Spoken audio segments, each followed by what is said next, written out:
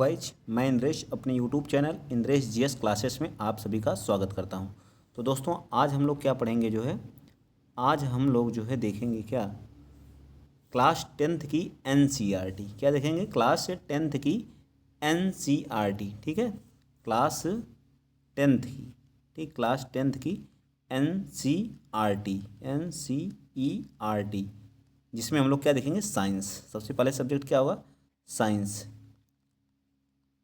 Science के बाद geography की भी क्लास स्टार्ट की जाएगी। इस पे प्रत्येक एक एक चैप्टर को, एक एक पॉइंट को हम लोग क्या करेंगे वहाँ पे डीपली गहन अध्ययन के साथ। जैसे हमारा TRE 4 आने वाला है, जो हमारा BPSC TRE 4, उसके लिए इम्पोर्टेंट प्रत्येक कोई भी एग्जाम हो गया, हर एग्जाम में NCERT क्या की जा रही? फॉलो की जा रही है। ठीक है, आपका रेलवे का हो गया, ठीक है, रेलवे के सभी एग्जाम्स में क्या है?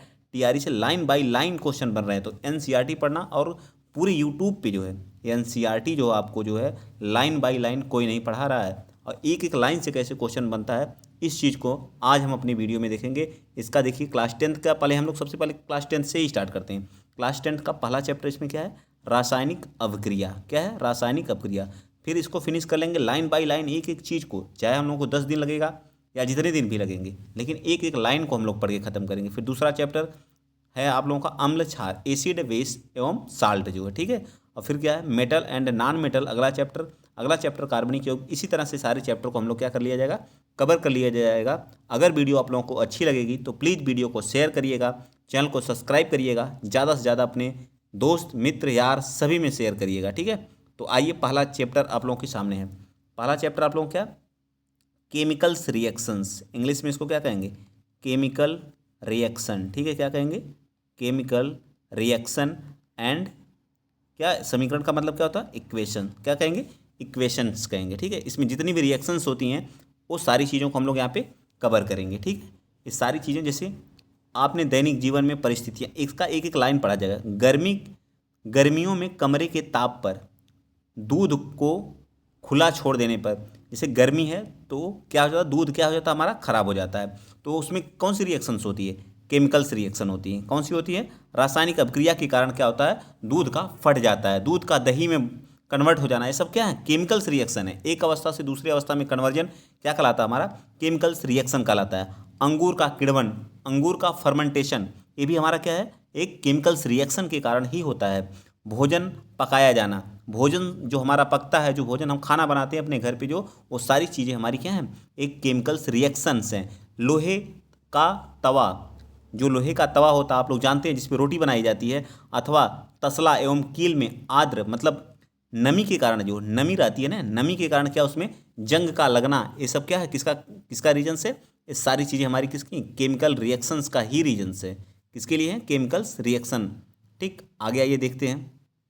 सांस लेते हैं हम लोग, ये सारी चीज़ें हमारी क्या है? केमिकल रिएक्शंस हैं। आगे आइए देखते हैं, आगे क्या कह रहा है? आगे कह रहा है कि इन परिस्थितियों में प्रारंभ वस्तु की प्राकृतिक तथा पहचान कुछ न कुछ बदल जाती है। मतलब जब एक चीज़ को क्या करते हैं? दूसरे में कन्वर्ट करते हैं, तो क्या होता है? वो अपना क्या होता है? केमिकल परिवर्तन आ जाता है, रासायनिक क्या आता है? चेंजेज आ जाते हैं। इसके बारे में ठीक है, इसी के बारे में इस चैप्टर में हम लोग अच्छे से देखेंगे।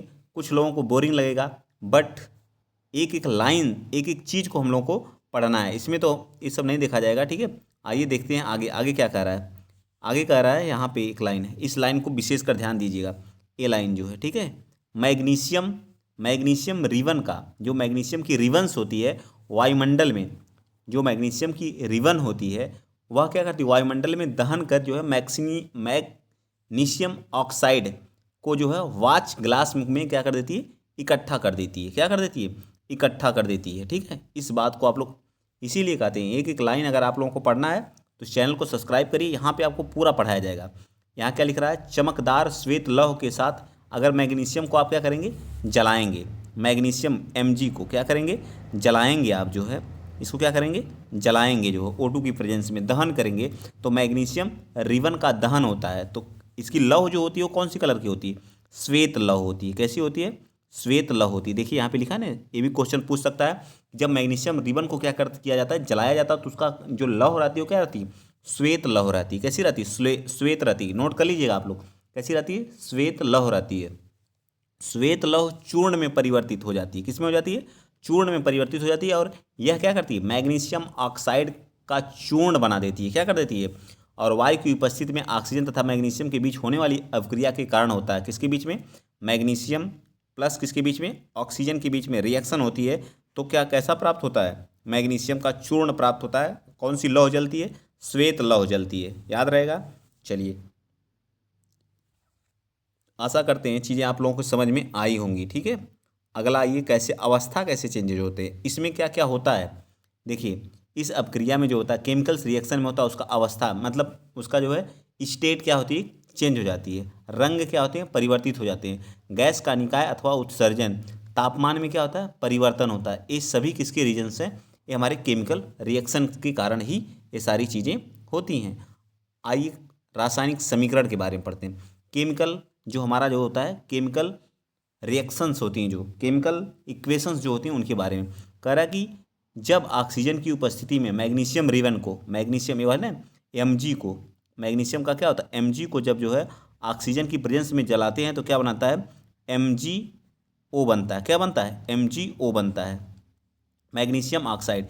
इसको क्या बोलते हैं, इस साइड को हम लोग क्या अविकारक बोलते हैं। क्या बोलते हैं, क्या बोलते हैं, अविकारक, रिएक्टेंट बोलते हैं इसको। इंग्लिश में क्या बोलते हैं, रिएक्टेंट। इसको क्या बोलते हैं, प्रोडक्ट बोलते हैं। क्या बोलते हैं, प्रोडक्ट बोलते हैं। ठीक, क्या बोलते हैं, प्रोडक्ट बोलते हैं। इस चीज़ को आप लोग याद रखिएगा। ठीक है, क्या बोलते हैं, प्रोडक्ट बोलते हैं। एक एक लाइन, एक एक चीज़ को अगर आप लोगों को पढ़ना है, अच्छा नंबर लाना है, TRE 4 में सिलेक्शन लेना है, तो प्लीज़ एक एक लाइन NCERT का पढ़ना स्टार्ट कर दीजिए। क्या कर दीजिए, एक एक लाइन पढ़ना स्टार्ट करिए जो है। ठीक है, चलिए आगे आइए, देखते हैं आगे क्या है। एकदम यहीं से हम एक एक फैक्ट को निकालेंगे। अभी देखिएगा जो है यहाँ क्या कर रहा है, मैग्नीशियम तथा ऑक्सीजन ऐसे पदार्थ हैं जिसमें जो है क्या होता है, केमिकल परिवर्तन होता है। क्या होता है, केमिकल परिवर्तन होता है। इन्हें हम क्या कहते हैं, अभिकारक। इस अपक्रिया में एक नया पदार्थ बनता है जिसको क्या कहता है, मैग्नीशियम ऑक्साइड बनता है। क्या बनता है, मैग्नीशियम ऑक्साइड। तो याद रखेंगे आप, जब Mg को जो है ऑक्सीजन के साथ रिएक्ट कराते हैं तो क्या बनता है, MgO बनता है, मैग्नीशियम ऑक्साइड बनता है। और यह जब जलाया जाता है तो एक श्वेत लौह जलती है। कैसी जलती है, क्वेश्चन में बन गया ना, पूछ सकता कैसी लौह रहती है, श्वेत लौह रहती है। एक लाइन से एक क्वेश्चन तैयार हुआ आप लोगों का। ठीक है, आइए आगे चलते हैं, आगे आप लोगों को दिखाते हैं बहुत सारी चीज़ें जो है। ठीक है, केमिकल रिएक्शंस कैसे लिखा कैसे जाता है। देखिए, क्या रासायनिक अभिकरण को निरूपित करने के लिए, ये तो ठीक है, अभी तो मैंने इस चीज़ों बताया। जो है Mg क्या बनता है, Mg प्लस O2 क्या बनेगा, MgO, मैग्नीशियम ऑक्साइड। इसका कैसा कलर रहेगा, लौह, श्वेत लौह रहेगी। कैसी रहेगी, श्वेत लौह रहेगी। ठीक है, जो चीज़ें पढ़ने लायक रहेंगी वही चीज़ को हम लोग पढ़ेंगे। ठीक है, फालतू की चीज़ों को नहीं। जो है मैग्नीशियम के वायु में जलने का ढांचा। ठीक है, अब क्या आता है, कैसे हम इसको जो है रासायनिक रिएक्शंस को जो संतुलित रासायनिक समीकरण का महत्व क्या होता है, मतलब इसको बैलेंस कैसे करते हैं, चीज़ों को बैलेंस कैसे किया जाता है।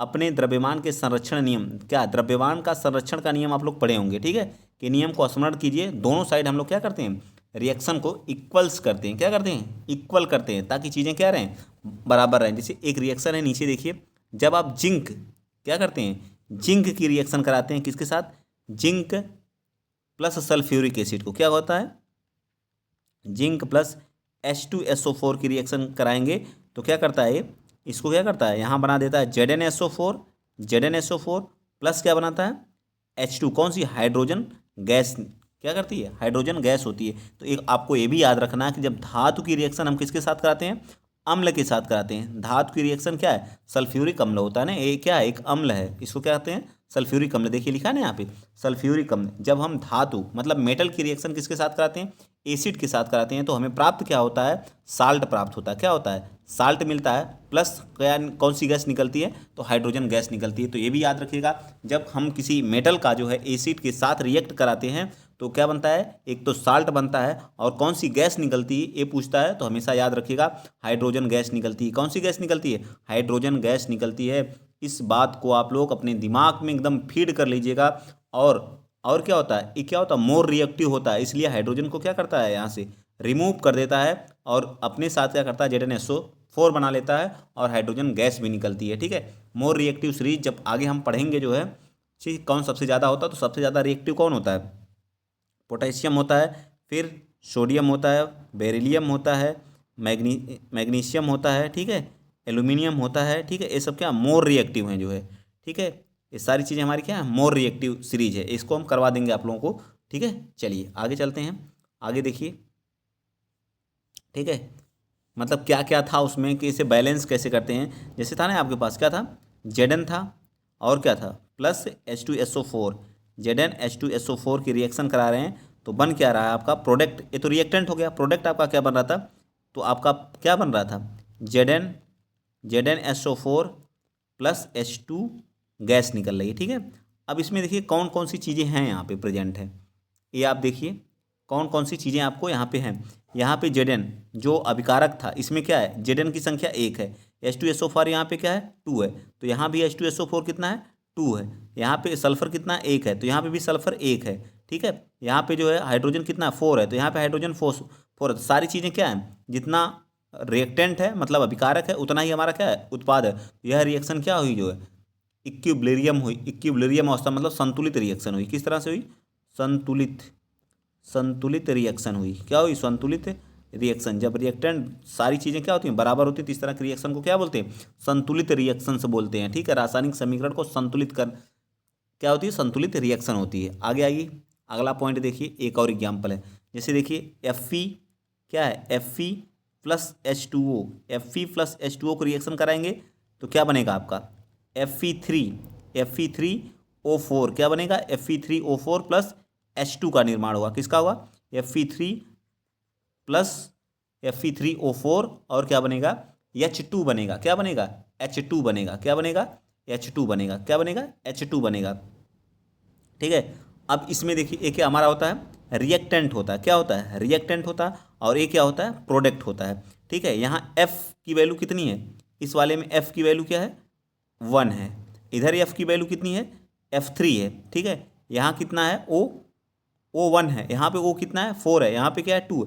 ये तो बैलेंस है। ठीक है, लेकिन इसको हम क्या करेंगे 3 बनाएंगे। 3 बनाने के लिए क्या करेंगे हम लोग, 3 बनाएंगे तो आप इसके जगह पे क्या करना पड़ेगा, आपको 3 करना पड़ेगा। क्या करना पड़ेगा 3, तो अब ये 3 हुआ, इधर भी 3 3 3 हुआ। अब H2 को नहीं हम लोग O को बैलेंस, O की वैल्यू कितनी है 4 है, तो यहाँ पे हम लोग क्या लगाएंगे इसके पहले 4 लगा देंगे, तो अब 4 हो गया और ये कितना हो गया 8 हो गया। तो इसके लिए हम यहाँ पे क्या करेंगे 4 कर देंगे। अब हमारी रिएक्शन क्या हो गई, इस तरह की रिएक्शन हमारी क्या हो गई बैलेंस हो गई। ये रिएक्शन क्या हो गई बैलेंस हो गई। ठीक है, रिएक्शंस क्या हो गई बैलेंस हो गई। आई होप, मैं आशा करता हूँ कि रिएक्शन संतुलित अवस्था में कैसे आती है आपको समझ में आ गया होगा। अगर नहीं आया है तो एक बार वीडियो को बैक करिएगा, पुनः आप लोग देखिएगा, चीज़ें आपको क्या होंगी समझ में आने लगेंगी। तो हम लोग कैसे रिएक्शंस को बैलेंस करते हैं, आई होप, मैं आशा करता हूँ कि चीज़ें आपके समझ में आई होंगी जो है। ठीक है, आई या नहीं जो है। चलिए आगे आते हैं, सब वही है, किस तरह से आप वो करेंगे जो वही सारी चीज़ें हैं। ठीक है, मैंने ये सारी चीज़ें आपको सिखा दिया है जो है। ठीक, कैसे संतुलित कैसे करते हैं। ठीक, आइए भौतिक संकेत कैसे लिखते हैं जो है। ठीक है, ये सारी चीज़ें वही हैं। ठीक, आइए एक और देख लेते हैं।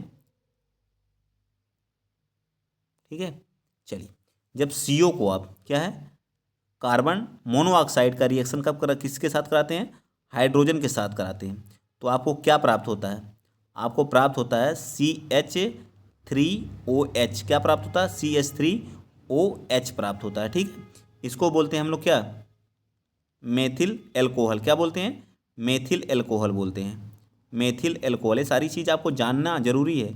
एल्कोहल बोलते हैं, क्या बोलते हैं एल्कोहल बोलते हैं। ठीक है, इसी को हम लोग क्या बोलते हैं जहरीली शराब बोलते हैं। क्या बोलते हैं जहरीली शराब भी बोलते हैं, जहरीली शराब। ठीक है, शराब। तो आपको याद रखना है इस जहरीली शराब में हमारी क्या रहती है मोनो ऑक्साइड रहती है। क्या रहती है मोनो कार्बन डाइऑक्साइड रहती है। क्या रहती है मोनो कार्बन डाइऑक्साइड रहती है। क्या रहती है मोनो कार्बन डाइऑक्साइड रहती है। याद रखिएगा, मोनो कार्बन डाइऑक्साइड और हाइड्रोजन गैस रहती है।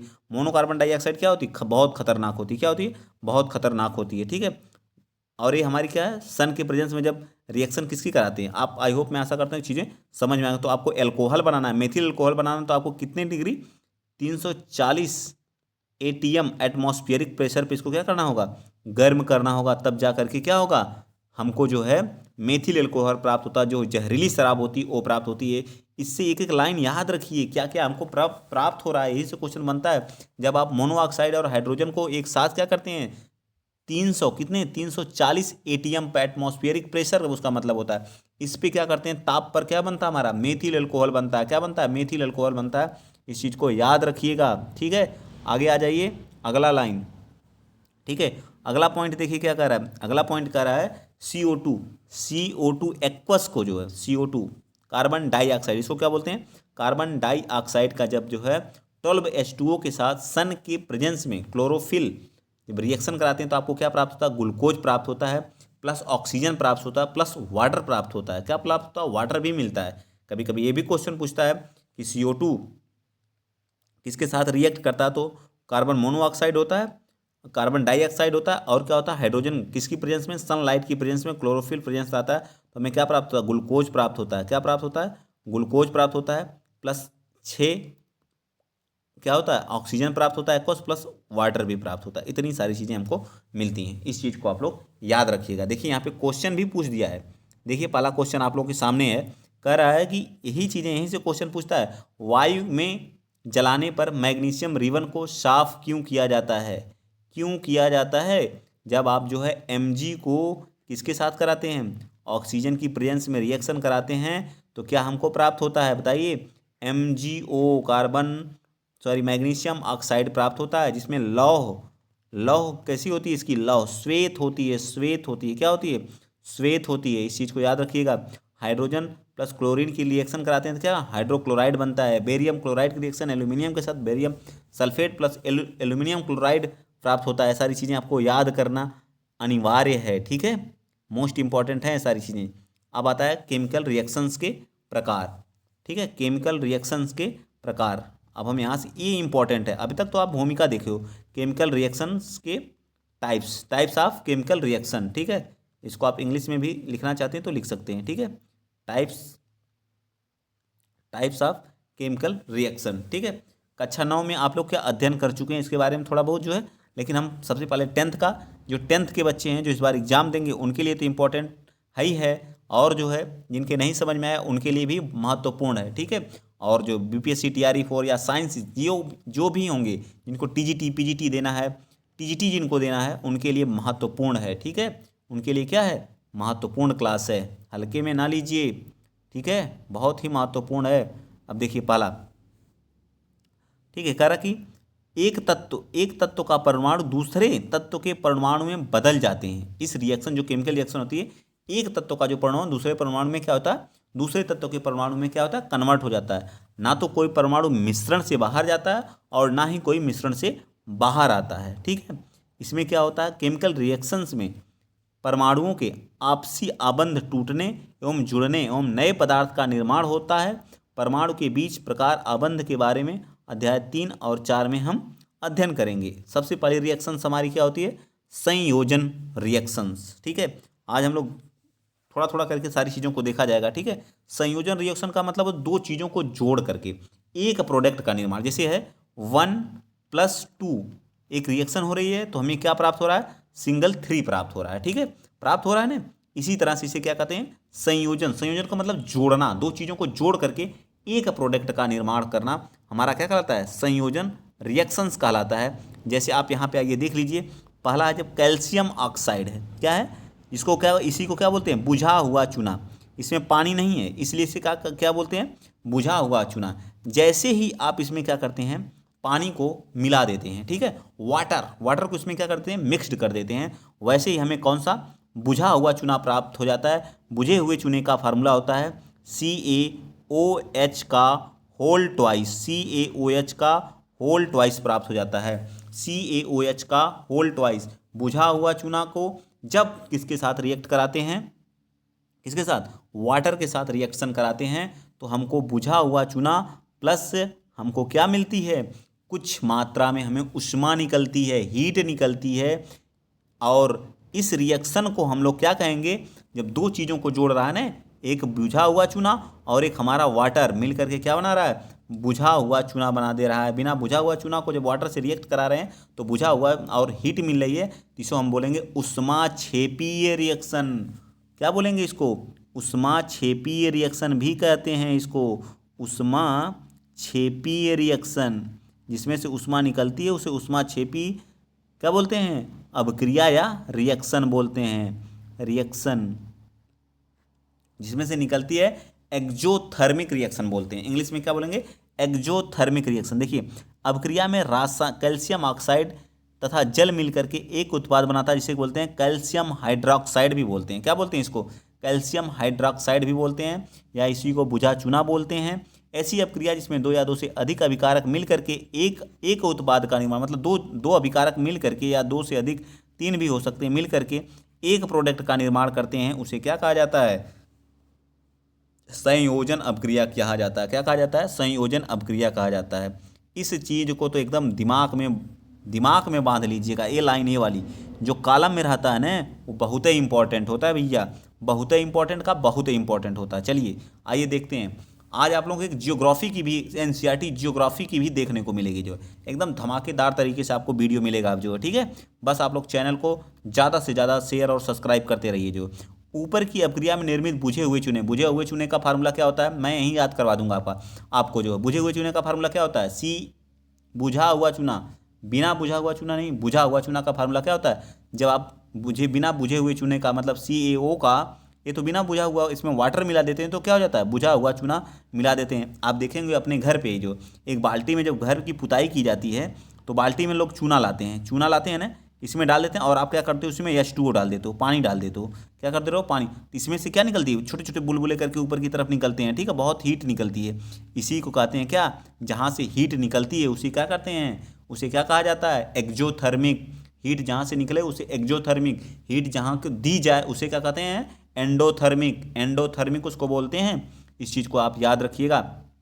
जब हम इसमें क्या करते हैं, कार्बन मोनोऑक्साइड के साथ रिएक्शन करा देते हैं तो हमको क्या मिलता है, कैल्शियम कार्बोनेट। क्या मिलता है, कैल्शियम कार्बोनेट। बुझे हुए चूने की रिएक्शन हम CO2 के साथ करा देते हैं तो हमें क्या मिलता है, कैल्शियम कार्बोनेट प्लस वाटर मिलता है। कैल्शियम कार्बोनेट प्लस क्या मिलता है, वाटर मिलता है, जो क्या होता है, इसी को संगमरमर भी कहा जाता है। कैल्शियम कार्बोनेट को ही हम लोग क्या कहते हैं, संगमरमर कहते हैं, ठीक है, संगमरमर कहते हैं। क्या कहते हैं, कैल्शियम कार्बोनेट के ही CaCO3 को ही, CaCO3 को हम लोग क्या कहते हैं, संगमरमर कहा जाता है। याद रखिएगा इस पॉइंट को, ठीक है, संगमरमर। अभी मैं सारी चीज़ें यहीं पे रिवीजन करवाऊंगा।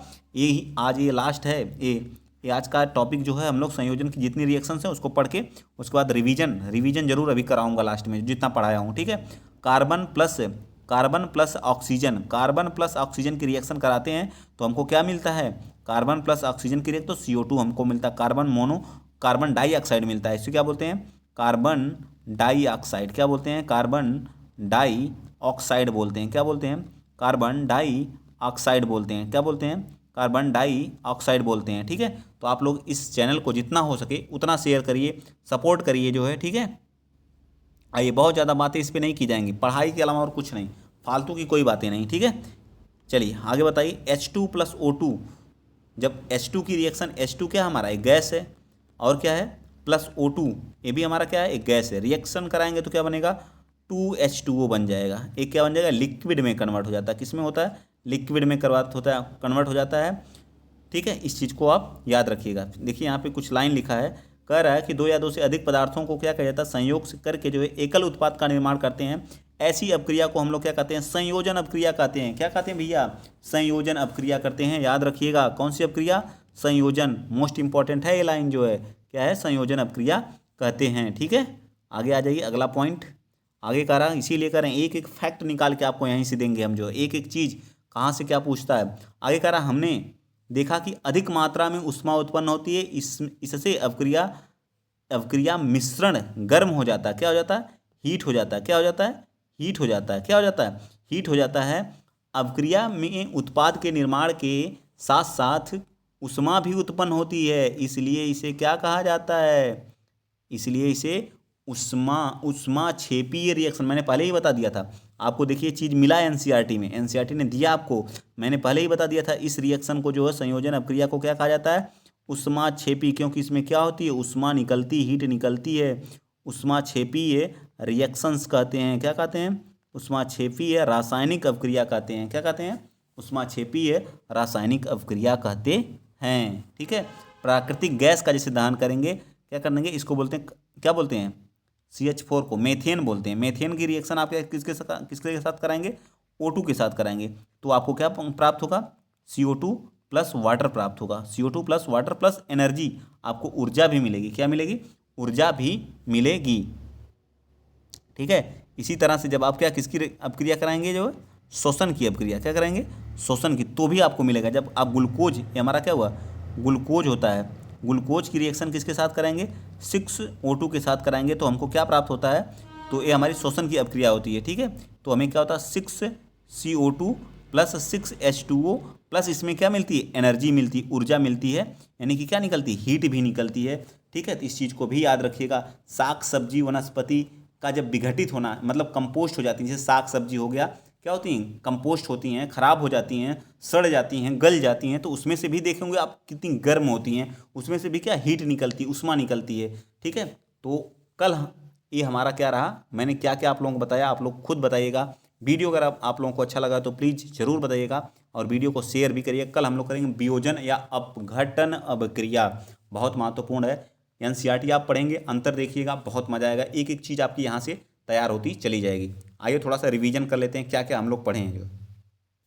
ठीक है, इस चीज़ को इधर कराता हूँ। ठीक है, तो इसमें क्या होता है, अवस्था, केमिकल रिएक्शंस हम लोग पढ़े हैं कुछ, और संतुलित करने का नियम को हम लोग सीखे हैं जो है। तो आप लोगों को जब हम Mg प्लस O2 की रिएक्शन कराते हैं तो क्या बनता है, MgO बनता था। ठीक है, लेकिन इसका कलर क्या होता था, ये जलता कैसा था, लौह, श्वेत लौह, कैसा था, श्वेत लौह, कैसा था, श्वेत लौह था, श्वेत लौह निकलती है इसमें जो। ठीक है, इस चीज़ को आप याद रखिएगा। फिर हम लोग एक एक करके जो है रिएक्शंस के बारे में पढ़े हैं।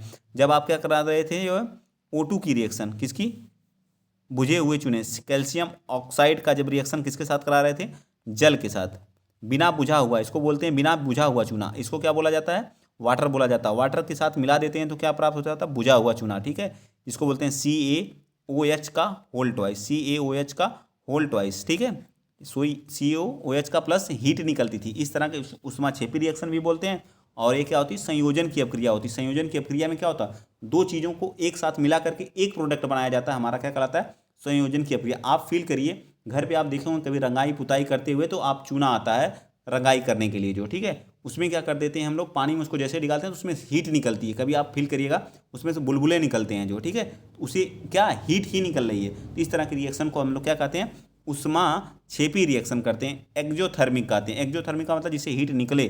ठीक है, फिर इसकी रिएक्शन जब हम इसमें जो क्या मिला देते हैं, CO2 के साथ करा देते हैं तो क्या बना जाता है, कैल्शियम कार्बोनेट बन जाता है। क्या बन जाता है, कैल्शियम कार्बोनेट बन जाता है, जिसे हम लोग क्या कहते हैं, संगमरमर कहते हैं। क्या कहते हैं, संगमरमर कहते हैं। क्या कहते हैं, संगमरमर कहते हैं। ठीक है, ये सारी चीज़ें आप लोग याद रखिएगा। आई होप, मैं आशा करता हूँ क्लास आपको समझ में आई होगी और अच्छे से आई होगी। तो प्लीज़ वीडियो को शेयर करिएगा, वीडियो को क्या कर दीजिएगा, जरूर शेयर कर दीजिएगा। जियोग्राफी की भी आपको वीडियो मिलेगी। ठीक है, जियोग्राफी की, NCERT जियोग्राफी आपको जरूर देखना, पहला चैप्टर आज हो सकता है आपको वीडियो जरूर मिले जो। ठीक है, इसी तरह से मैथ की भी आपको मिलेगी, जो NCERT का एक एक चीज़ मैं दूंगा जो। ठीक है, तो आज के लिए इतना ही। वीडियो को लाइक और शेयर जरूर करिएगा। ठीक है, आज के लिए इतना ही। जय हिंद, जय भारत।